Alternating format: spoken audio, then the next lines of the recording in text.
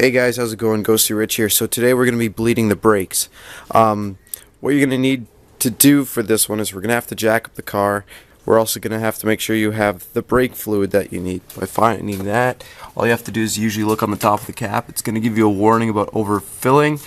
And then as you can see, mine says .3 even though it's upside down. So it says only use .3 fluid. And then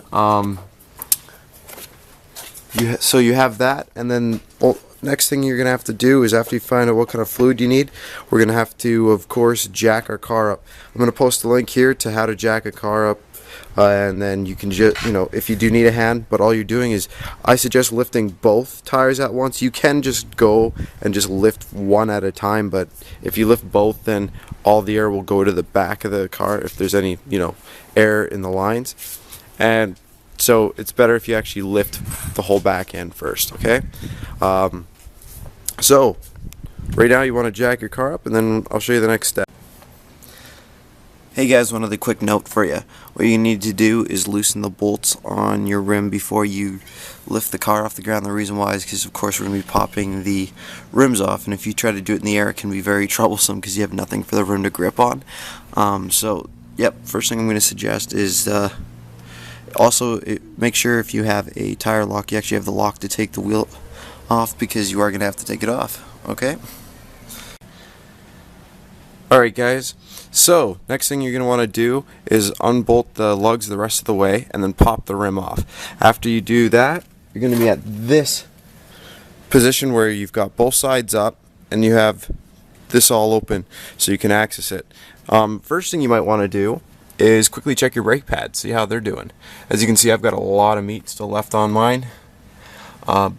So yeah, check that. If you see that your rotor isn't very smooth, it's all, you've got scratches and stuff, definitely check the brake pads. It means you're probably grinding on the pad, meaning you're probably going to need new rotors and new brakes, okay? So, other than that, the other thing you're going to be locating is a little ball back here,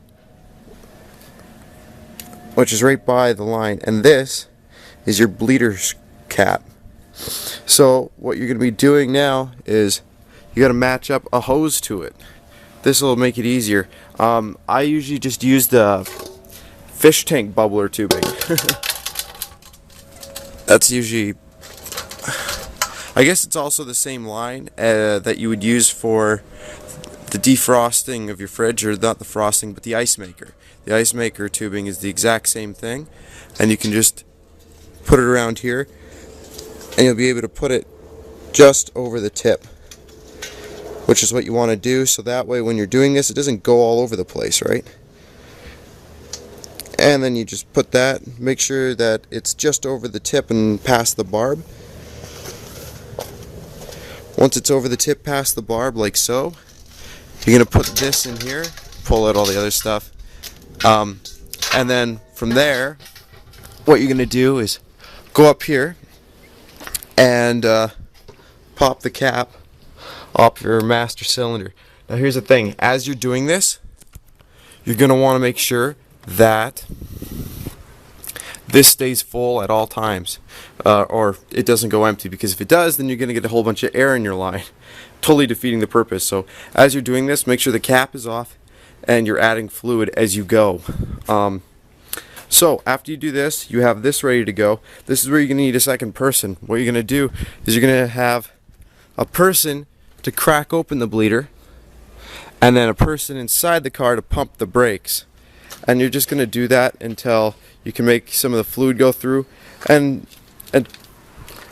just 3 to 4 pumps at a time, and just see where it goes from there. Alright, so I'll show you the next step, which I'll be inside the car, and I'm going to have someone here, and we'll basically be showing you what's going to be going on both perspectives, okay? Alright guys, so I'm going to go inside the car and I'm going to start pumping the brakes, and then I'm going to have my helper here, he's going to pop this and tell me when to open and close, and we'll show you basically what you're looking for.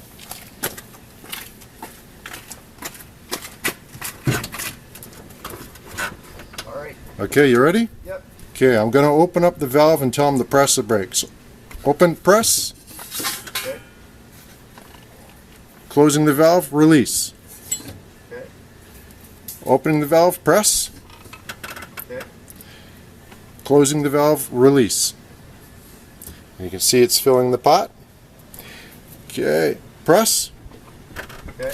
Opening the valve, release. And again, press and release. I'm going to do it one more time. Press, Yep. release. The other thing I'm going to check for, I'm smelling the brake fluid. I want to see if it smells like brake fluid or if it smells like varnish. Varnish means the brake fluid's old and needs to be completely replaced. Continue doing that until you about 5, 6, 7 times, and then you should have your line completely bled through, and then you can stop from that point.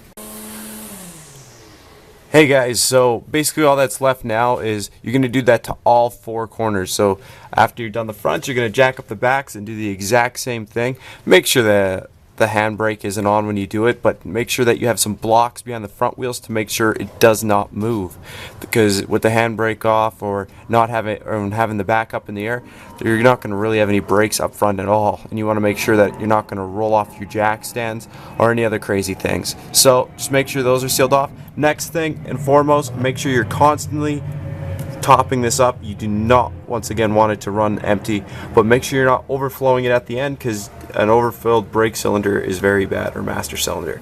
Okay, so from there, yeah, just continue, and if you have any questions, post in the comment section below. Also, the wrench that I had to use for the Mazda 3 2006 to open the bleeder valve was an 8mm. It changes per car. Sometimes it's a 10, sometimes it's an 8. Alright, so like I said, post in the comment section below, like, subscribe. Thanks for